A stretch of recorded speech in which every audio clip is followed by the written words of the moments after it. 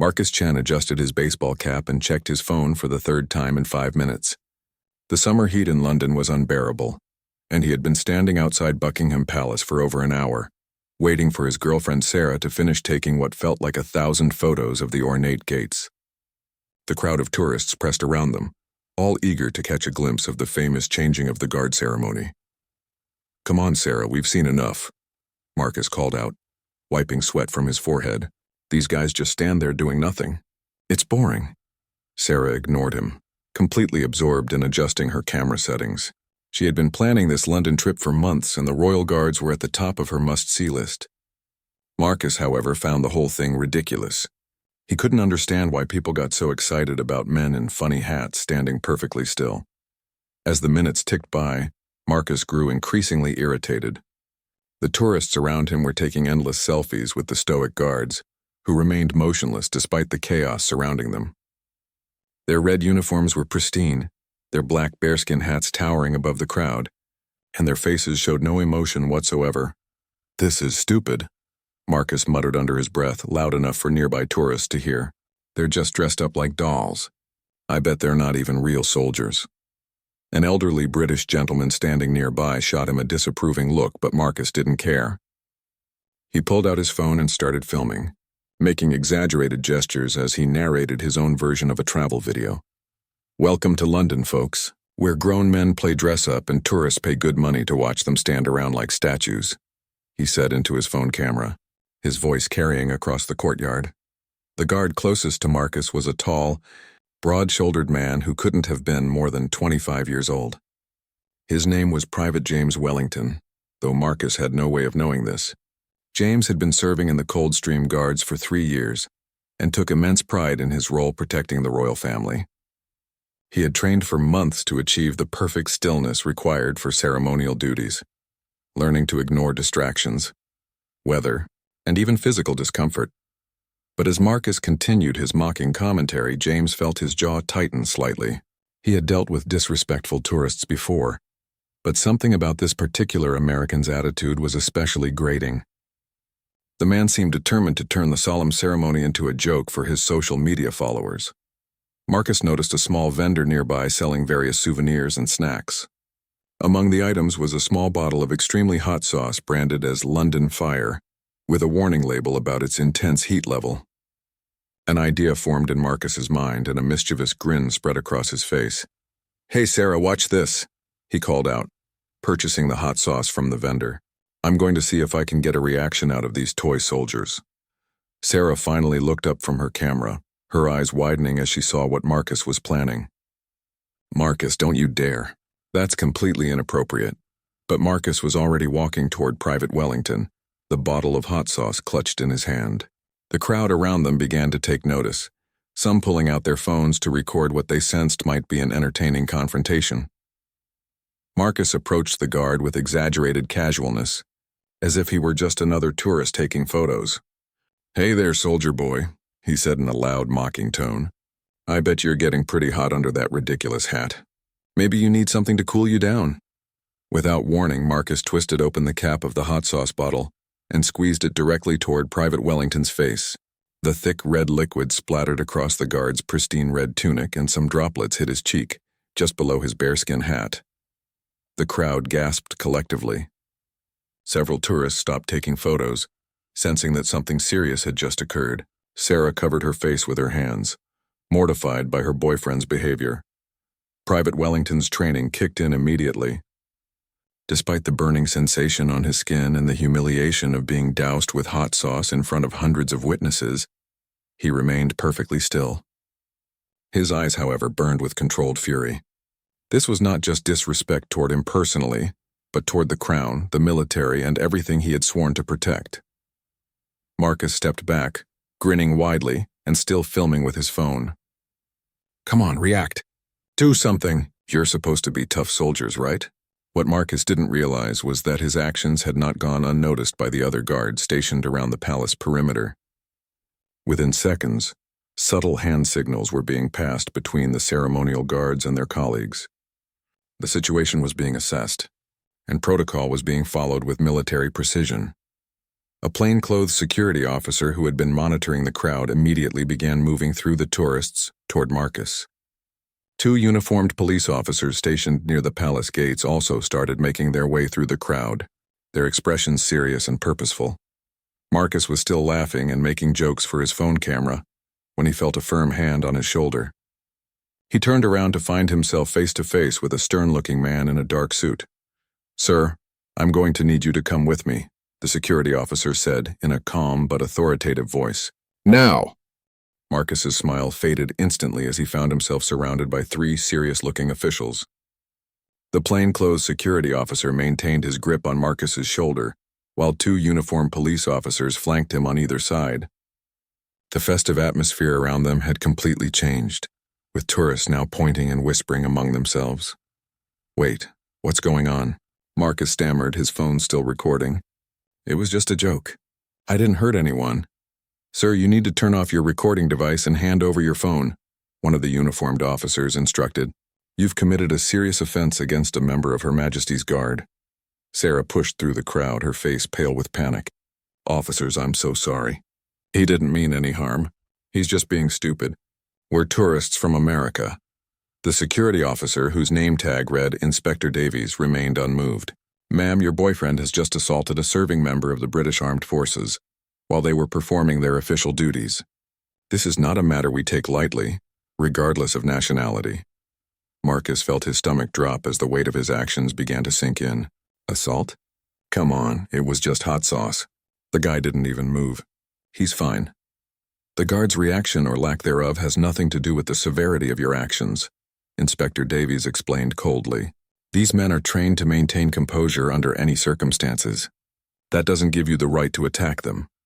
As they spoke, a small medical team had arrived to attend to Private Wellington. Despite his stoic exterior, the hot sauce had caused significant irritation to his skin and eyes. A medic carefully cleaned the burning liquid from his face while he remained at his post. His jaw clenched against the discomfort. The crowd watched in fascination as Marcus was led away from the scene. Several tourists had captured the entire incident on their phones, and the videos were already beginning to circulate on social media platforms. The hashtag Daesh hot sauce assault started trending within minutes. Marcus was escorted to a small security office within the palace grounds. The room was sparse, containing only a desk, 3 chairs, and a large photograph of Queen Elizabeth II on the wall. Inspector Davies sat across from Marcus while the 2 police officers remained standing by the door.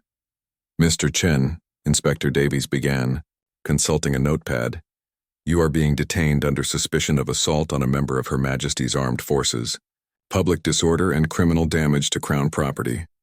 "Criminal damage?" Marcus's voice cracked. "What did I damage?" "The guard's uniform is property of the Crown and will require professional cleaning and possible replacement. The hot sauce you used has stained the fabric and could cause permanent damage." Sarah was allowed into the room a few minutes later, her eyes red from crying. She sat beside Marcus, clutching a tissue. "I tried calling your parents," she whispered, "and I contacted the American Embassy. They said they'd send someone as soon as possible." Inspector Davies continued his questioning. "Mr. Chen, what possessed you to attack a serving guardsman? Were you under the influence of alcohol or drugs?" "No, I wasn't drunk," Marcus replied defensively. "I just thought it would be funny. These guys just stand there like robots. I wanted to see if I could get a reaction. It's not like I hit him or anything. You poured a caustic substance on a man who was unable to defend himself due to his official duties. In the UK, that constitutes assault. The fact that you planned this action by purchasing the hot sauce specifically for this purpose makes it premeditated." The implications of Inspector Davies's words hit Marcus like a freight train.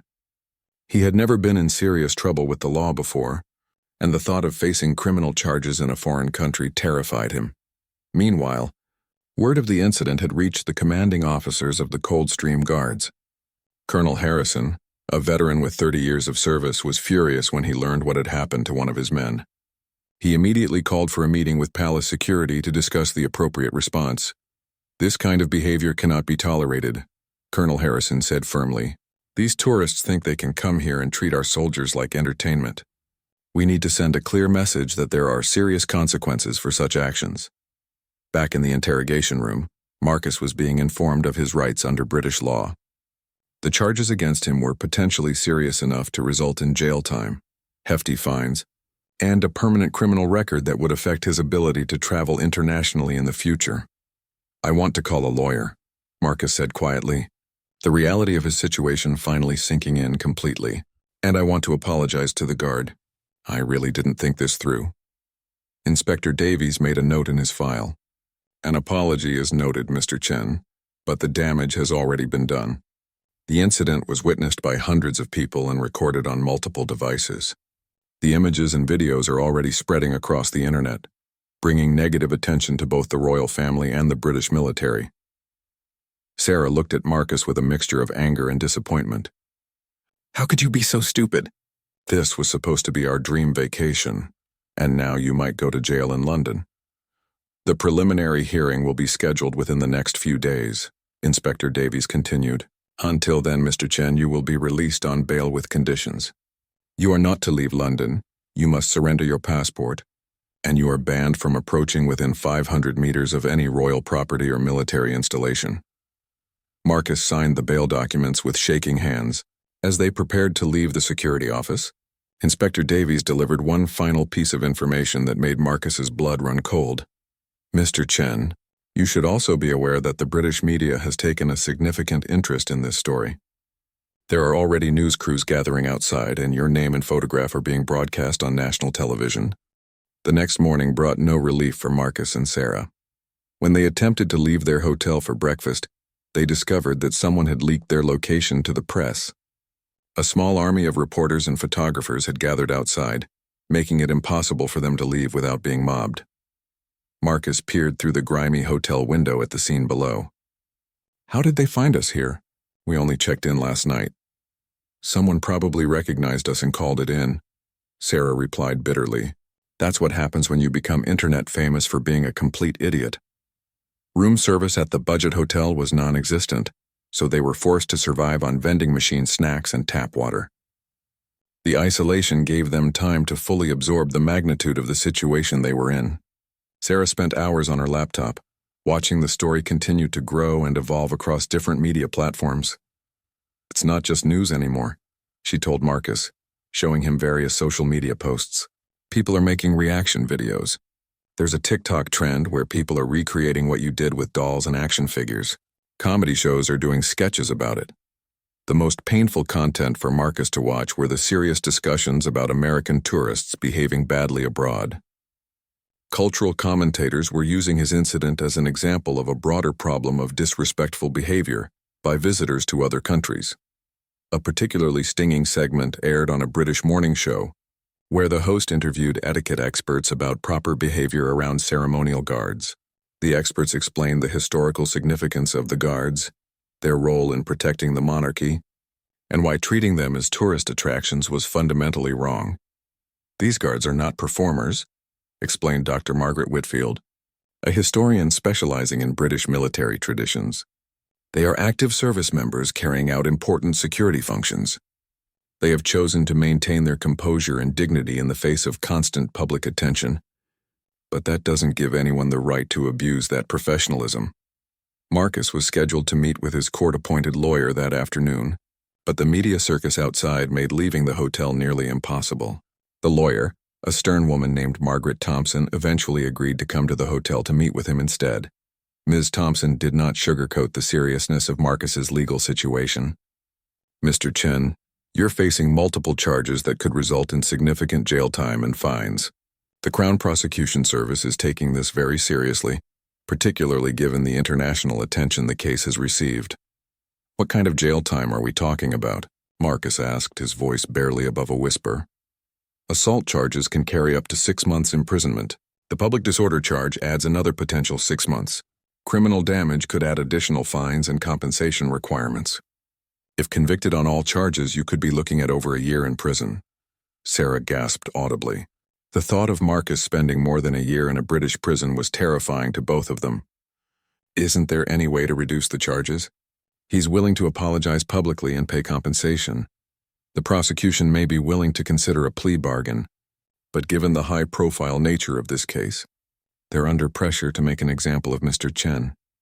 The British public is demanding justice, and the government needs to show that such behavior will not be tolerated.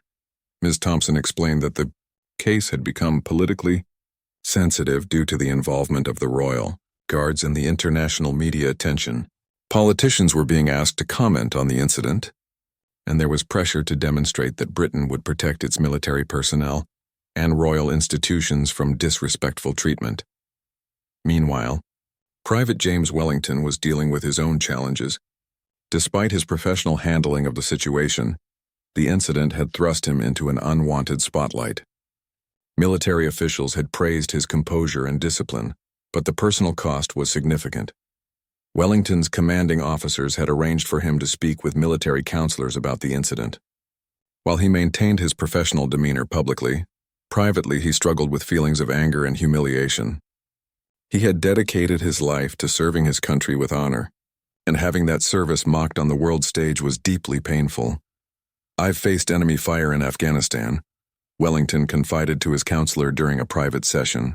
"I've seen things that would break most people, but having some tourists pour hot sauce on me for entertainment, while I couldn't defend myself, that was harder to deal with than combat." The incident had also affected Wellington's family. His parents were fielding calls from reporters wanting to interview them about their son's service record and their feelings about the assault. His younger sister was being approached by classmates who had seen the viral videos online. Back at the hotel, Marcus received an unexpected visitor. A representative from the American embassy had come to check on his welfare and provide consular assistance. The diplomat, David Mitchell, was professional but clearly disapproving of Marcus's actions. "Mr. Chen, I need to be frank with you," Mitchell said.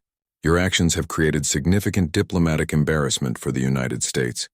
The ambassador has received calls from British officials expressing concern about the behavior of American tourists." "I never meant for it to become an international incident," Marcus replied. "I just want to go home and forget this ever happened. That's not going to be possible anytime soon. Even if you resolve the legal issues quickly, the internet never forgets. This incident will follow you for, the rest of your life." Mitchell explained that similar incidents involving American tourists had led to increased scrutiny of U.S. visitors to the UK. There were discussions about implementing stricter guidelines for tourist behavior around sensitive sites and potentially requiring behavioral bonds for certain types of visits. Your 5 minutes of entertainment may result in lasting consequences for other American travelers, Mitchell continued. Cultural exchange programs and educational tours are already facing additional restrictions because of concerns about respectful behavior. As the day wore on, Marcus began to understand that his legal troubles were just one part of a much larger problem. His actions had created ripple effects that extended far beyond his personal situation, affecting other people's livelihoods, international relations, and cultural understanding between nations. The weight of responsibility began to crush down on him as he realized that his moment of thoughtless humor had grown into something that would define not just his own future, but potentially impact how Americans were viewed and treated abroad. The consequences were spreading like wildfire, touching lives he had never met and would never know about. Marcus and Sarah emerged from the palace security office to find a wall of flashing cameras and shouting reporters. The small crowd of journalists had grown substantially in the past 2 hours, with news vans from BBC, ITV, and Sky News lining the street. The story had exploded across British media faster than either of them could have imagined. "Mr. Chen, Mr. Chen," reporters called out, thrusting microphones toward his face. "Why did you attack the Queen's Guard? Do you have any remorse for your actions?" Sarah pulled her jacket over her head and tried to shield Marcus as they pushed through the crowd. "No comment," Marcus mumbled. His confidence from earlier completely evaporated. "We're not saying anything." A reporter from the Daily Mail managed to get close enough to shout a question that made Marcus stop in his tracks. "Mr. Chen, are you aware that Private Wellington, the guard you assaulted, is a decorated veteran who served 2 tours in Afghanistan?" Marcus's stomach lurched. He had assumed the guard was just some ceremonial soldier with no real military experience. The thought that he had humiliated a war veteran in front of hundreds of people made him feel genuinely sick for the first time since the incident occurred. They managed to escape to their hotel, but found more reporters waiting in the lobby. The hotel manager, looking extremely uncomfortable, approached them as they tried to reach the elevators. "Mr. Chen, I'm terribly sorry," But we've had to make alternative arrangements for your accommodation, the manager said diplomatically. Due to the media attention and the concerns of our other guests, we feel it would be best if you found somewhere else to stay. You're kicking us out? Sarah asked incredulously. We paid for this room in advance. We will provide a full refund, of course. However, the disruption to our establishment has become untenable. Within an hour, Marcus and Sarah found themselves in a much cheaper hotel on the outskirts of London, having been rejected by 3 other establishments who had seen the news coverage. The new hotel was dingy and smelled of cigarettes, a far cry from the boutique accommodation they had originally booked near Hyde Park. Sarah sat on the lumpy bed, scrolling through social media on her phone, her expression growing more distressed by the minute. Marcus, this is everywhere. Hot sauce assault is trending worldwide. There are memes being made about you. Someone even started a GoFundMe page to buy new uniforms for the Royal Guards. Marcus looked over her shoulder at the endless stream of comments and shares. The original video had been viewed millions of times, and the reaction was overwhelmingly negative. People from around the world were calling him an ugly American, a disrespectful tourist, and much worse. The comments ranged from demands that he be deported immediately to suggestions of creative punishments that made him wince. Look at this, Sarah continued, showing him a news article on the BBC website. They interviewed Private Wellington's family. His father says James has been serving his country with honor for years, and this kind of humiliation is unacceptable. The article included background information about Private James Wellington that made Marcus feel even worse. The 24-year-old soldier had indeed served 2 tours in Afghanistan, where he had been awarded a commendation for bravery after helping evacuate wounded civilians during a Taliban attack. He came from a military family and had dreamed of serving in the prestigious Coldstream Guards since childhood. He's not just some guy in a costume, Marcus said quietly, sitting heavily on the bed beside Sarah. He's a real soldier. A hero, actually. Now you realize this? Sarah snapped. It's too late, Marcus. The whole world has seen what you did. My parents are getting calls from reporters. My boss texted me asking if I'm still employed because our company name was on my social media profile. The situation continued to deteriorate throughout the evening. Marcus received a call from his employer in Chicago, informing him that he had been placed on administrative leave pending an internal review. The technology company he worked for had a strict social media policy, and his actions had become a public relations nightmare for them. We can't have an employee who assaults military personnel representing our company, his manager explained over the phone. The optics are terrible. We'll need to discuss your future with the firm when you return. Sarah wasn't faring much better. Her travel blog, which had been growing steadily in popularity, was flooded with angry comments from readers who were disgusted by her association with Marcus. Sponsors began pulling their support, and her carefully built online reputation was crumbling by the hour. The British media showed no signs of losing interest in the story. By the evening news, it had become the lead story on every major network. Royal commentators and military experts were being interviewed about the significance of Marcus's actions and what they represented about modern attitudes toward tradition and respect. This incident highlights a troubling trend of tourists treating our ceremonial guards as entertainment rather than recognizing them as serving members of our armed forces, commented Colonel Richard Armstrong, a retired military officer during a BBC interview. These men and women deserve our respect, not ridicule. The story had also caught the attention of government officials. The American ambassador to the United Kingdom issued a statement distancing the U.S. government from Marcus's actions and expressing regret for the incident. The statement emphasized that Marcus's behavior did not represent American values or the respect that Americans have for British traditions and military service. Late that night, Marcus received an unexpected phone call from his father back in Chicago. His parents had been watching the news coverage and were mortified by their son's behavior. "Marcus, what were you thinking?" his father demanded. "Your mother is crying. Our neighbors are asking us how we raised such a disrespectful son. This is the most embarrassed I've ever been." "Dad, I didn't think it would become such a big deal," Marcus replied weakly. "It was supposed to be just a stupid prank." "A stupid prank? You humiliated a veteran soldier in front of the world. Do you have any idea what this man has probably been through, and you thought it would be funny to attack him with hot sauce?" The conversation continued for an hour, with Marcus's father expressing disappointment and anger that Marcus had never heard before.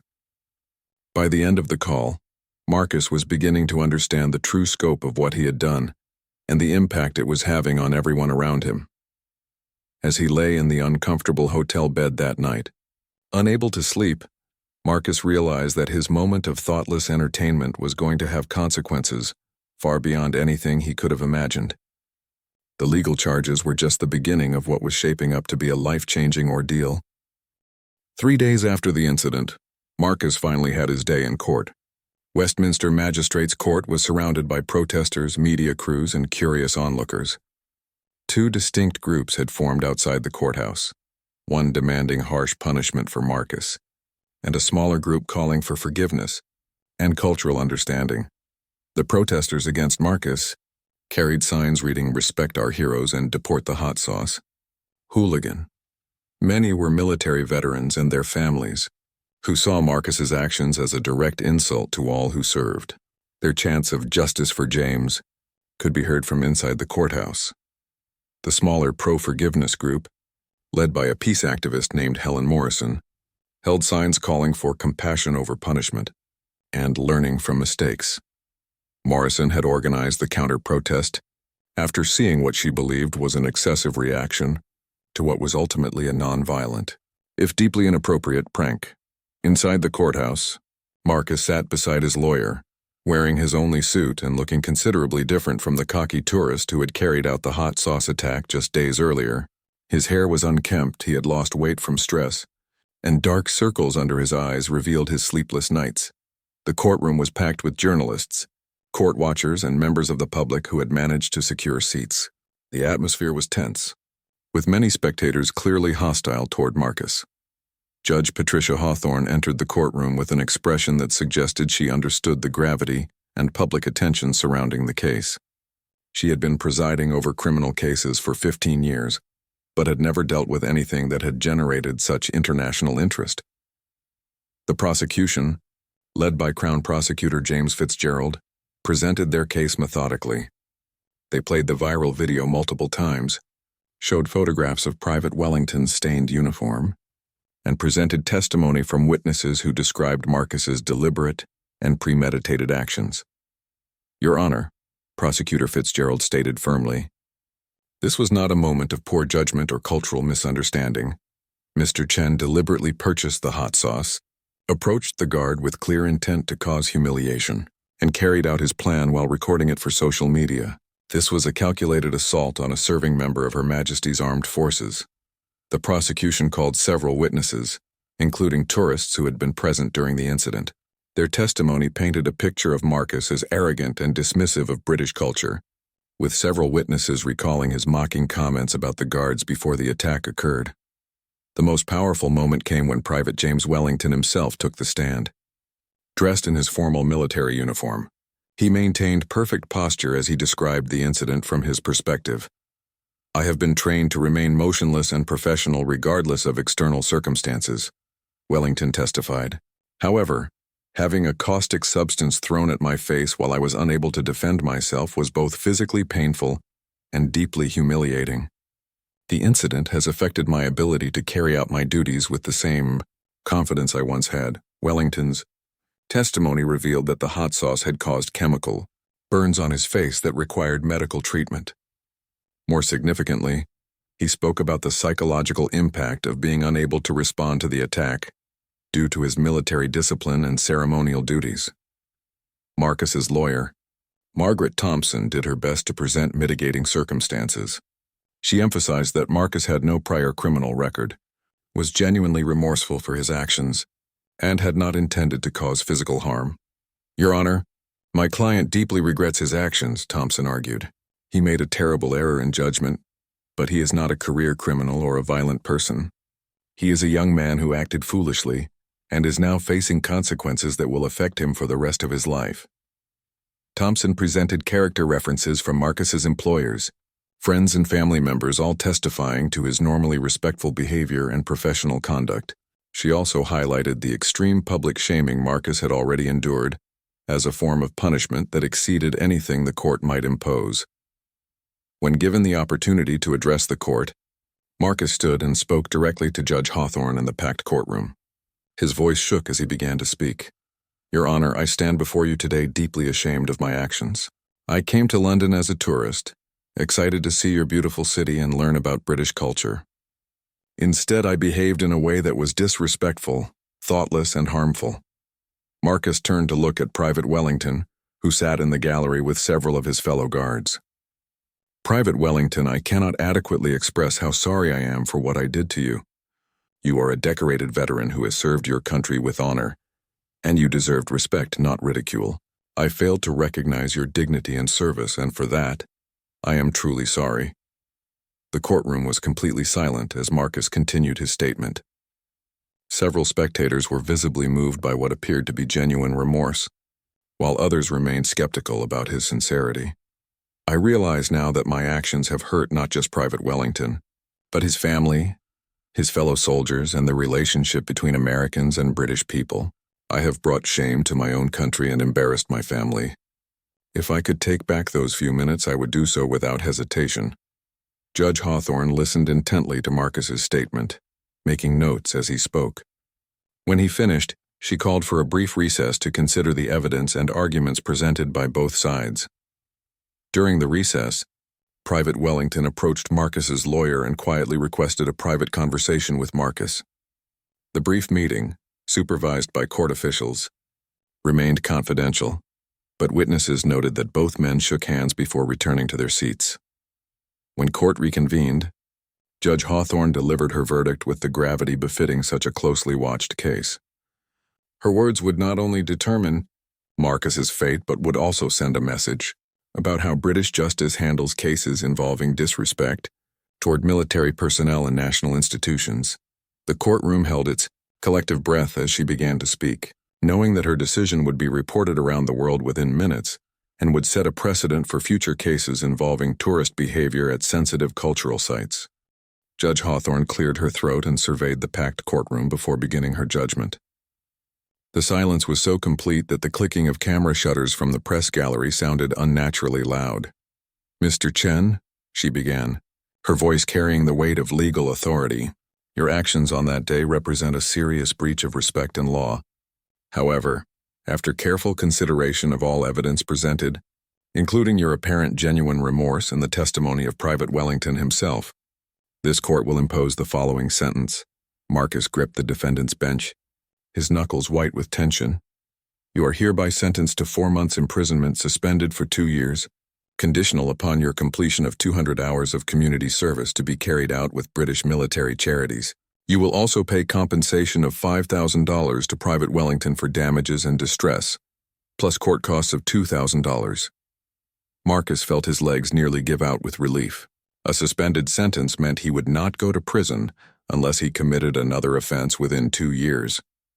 The community service and financial penalties were significant, but manageable compared to the year in prison he had been facing.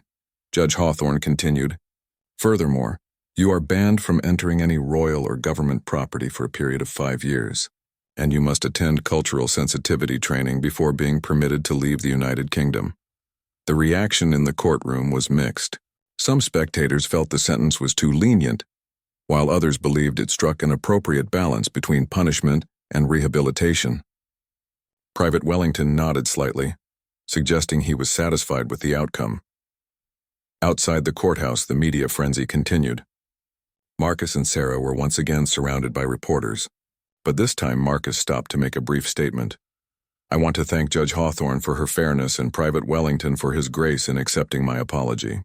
I will spend the coming months working to make amends for my actions and learning about the culture and values I failed to respect." The statement was brief but seemed genuine, and some of the earlier hostility from the crowd appeared to soften. However, the internet remained unforgiving, with many social media users expressing outrage at what they perceived as a light sentence. Over the following weeks, Marcus began his community service with the Royal British Legion, a charity supporting military veterans and their families. His work involved helping elderly veterans with their daily tasks, organizing events at veteran centers, and assisting with fundraising activities. The work was humbling and educational. Marcus met World War II veterans, Falklands War survivors, and recent returnees from deployments in Iraq and Afghanistan. Each conversation helped him understand the depth of sacrifice and service he had mocked with his thoughtless prank. One particularly meaningful encounter was with Arthur Thompson, an 89-year-old veteran who had served in multiple conflicts. Arthur initially refused to work with Marcus after learning about his identity, but eventually agreed to give him a chance. "Son," Arthur said one afternoon as they sorted donations, "I've seen a lot of disrespect in my time, but what you did was different.